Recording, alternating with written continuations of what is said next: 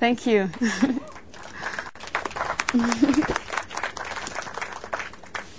Lovely orange jacket. We're on radio, so people aren't doing on live streaming, they won't see your lovely orange jacket. I have to tell you, Shakira, you've already been welcomed by one of our listeners.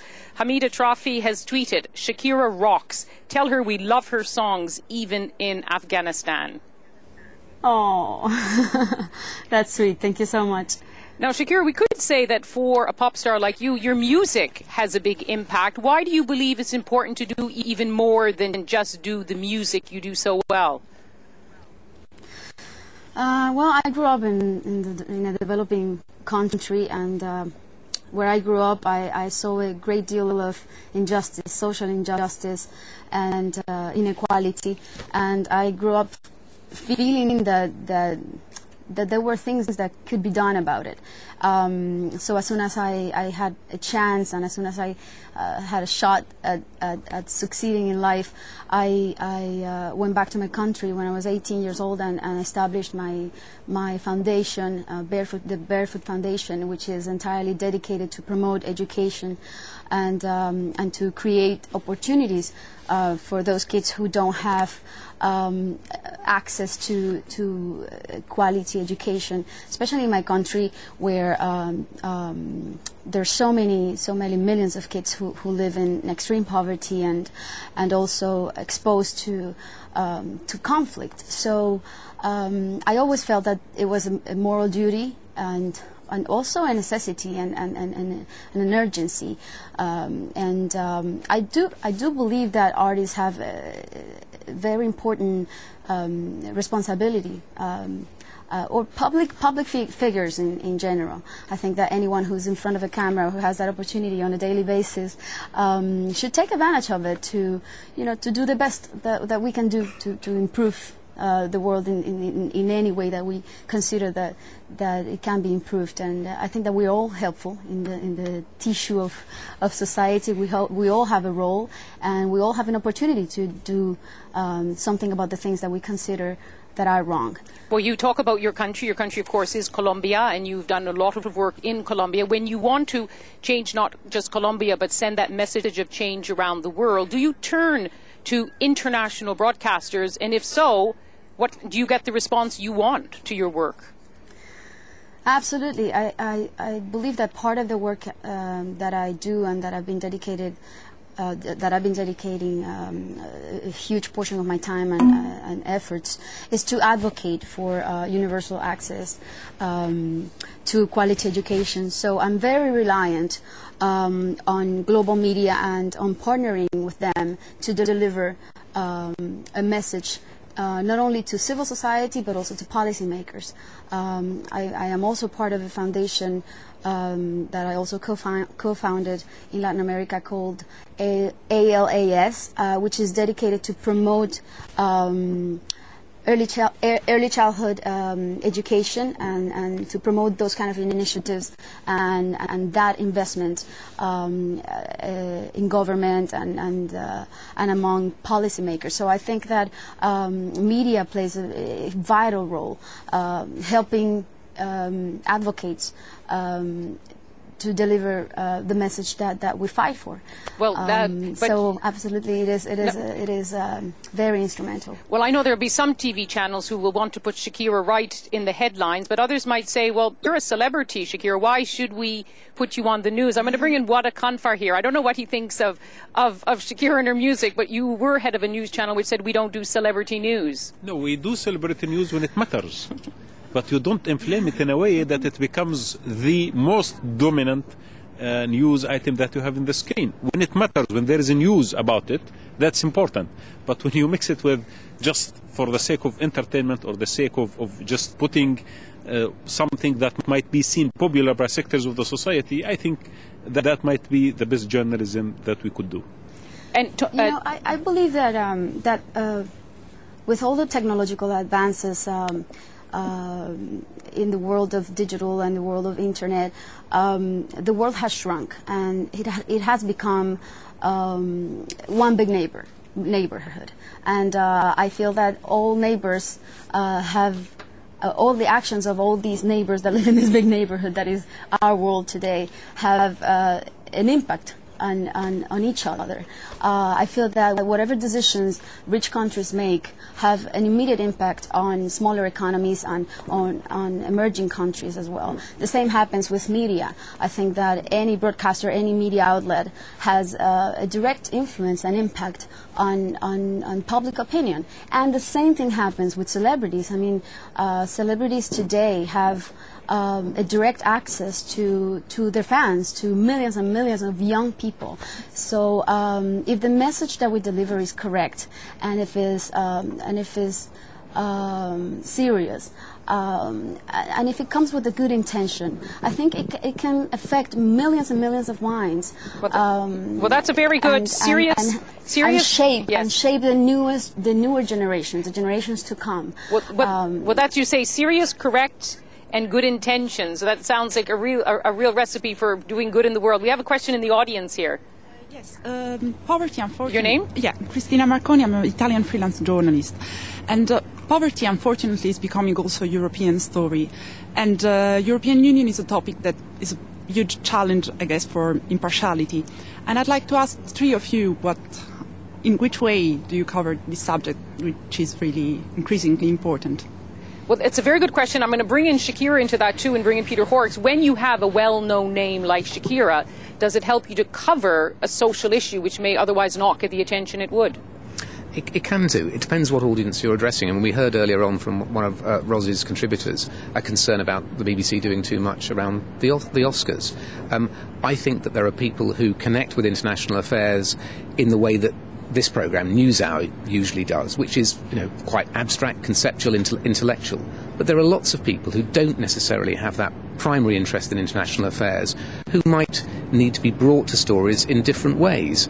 And certainly celebrity involved in international charitable work can be a way in which we can bring different sorts of audiences. We know it's something which some of our audience really are distasteful towards. They think, no, you should be really caring about this in its own terms. But we believe that it's important to have different approaches for different audiences and to bring people in as much as possible, because in the end they're getting to understand something about the world which otherwise might completely pass them by. Because of course one big difference between, let's say, BBC and CNN is that we don't run all the ads sponsored by good organisations like the United Nations and others, all of their charitable works, whereas we see a lot of those ads, Tony Maddox, on CNN. You even have a campaign now called the Freedom Project, which looks at human trafficking in a way that the BBC wouldn't look at it in that same way, because it's a campaign. It is a campaign. The campaign says we want human trafficking to stop. It's not. Why that one and not another one? Well, I could actually do a segue into Shakira here, because it's quite an important point, and it ties neatly into Peter, so I'm glad you asked me about the Freedom Project. It is, you have to make a decision. How can we bring the story to the maximum number of people? And Peter is right, we can do different kinds of shows for different kinds of audiences.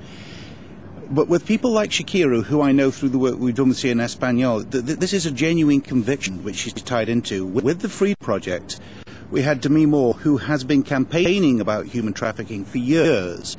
And we approached her about a documentary we wanted to do about people trafficking in Nepal. She cleared her diary, she committed to it, she 5, 6, 7 days in really tough circumstances, came back, made a documentary which we broadcast.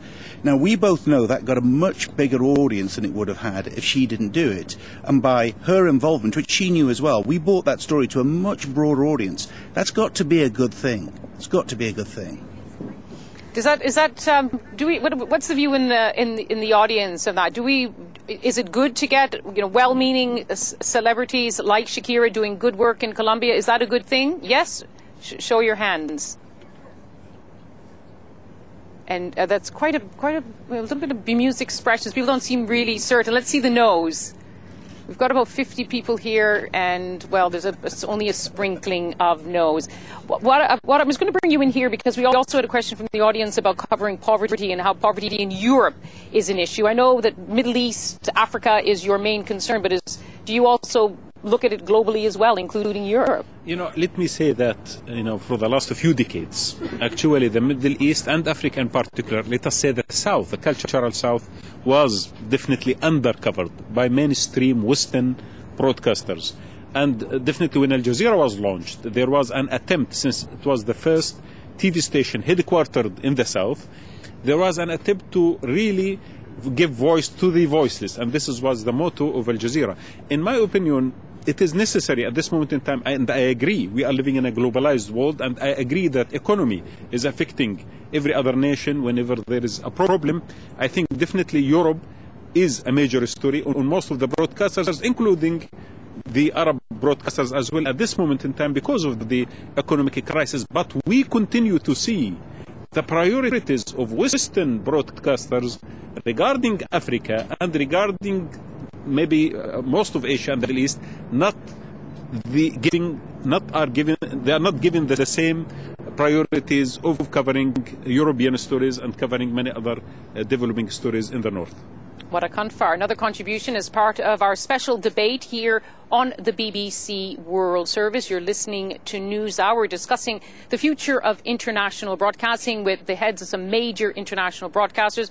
We also have an audience here in a big tent in our courtyard in Bush House, and many of you are listening in and sending us your views. Roz Atkins. Yeah, I'm looking across the BBC WS80 hashtag. So those of you listening, if you're tweeting as you listen, if you put that on your tweets, I'll pick up all of them. And actually quite a few people in the audience here are opting against putting their hands up and simply letting us know what they think on Twitter. And Danny RCS, who I'm pretty sure is here, although I haven't spotted him, has posted a very interesting point. And of course, we all here at the BBC talk about our impartiality and our objectivity. And he says the debate on impartiality misses the growing sophistication of audiences who choose where and how they get their news. And I can see that our guest from CNN is nodding his head. Yes, absolutely. I think that there is almost a fear that everything has to be impartial or down the line. It absolutely doesn't. The gentleman was saying earlier on whose TV channel was banned in the UK apparently. Why would you do that? Why not have the widest range of opinions out there? And if people don't like it, they don't have to watch it. The BBC's got a role to be impartial, but everyone else doesn't need to mimic the BBC. Well, exactly. We can bring lots of different points of view. We have Shakira, who's a very busy woman, in addition to being a philanthropist and a broadcaster. Shakira, before you go, where do you get your news? Usually from the internet. Yeah, I just get on various pages and Twitter, social media, like any other mortal. Are you using Twitter and Facebook as well for your sources of news? Yes, I do. I do use Twitter and Facebook. I actually have 50 million people on Facebook, and so that's why I was insisting so much on how important it is that that celebrities use their voices for those who don't have one at a public scale.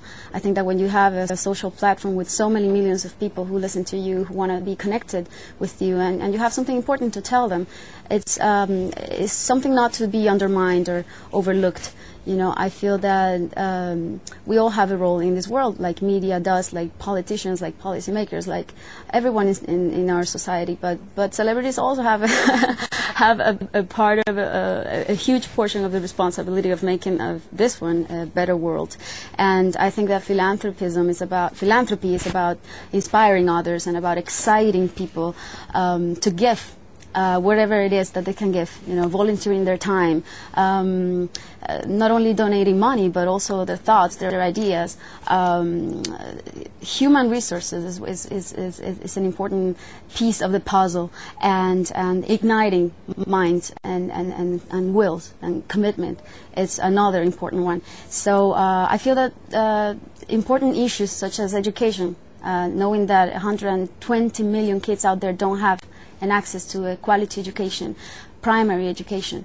It's pretty urgent. It's something that we all need to focus on, and it needs to become a priority. Children need to become a priority for everyone, everyone in governments and everyone in business, and issues like this one can't have enough exposure.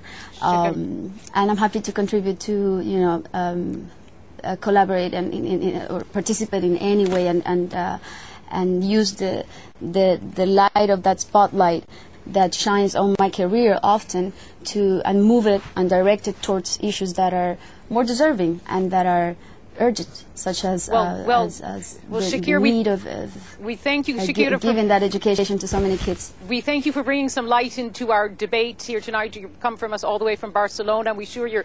I don't know about light, but I brought colour. Yes, bright colour, and millions of Twitter followers and millions of people around the world listening to the World Service have heard you again tonight. Thank you very much for joining us, Thank you so Shakira. much. Thank you. Bye bye. Thank you. Bye bye.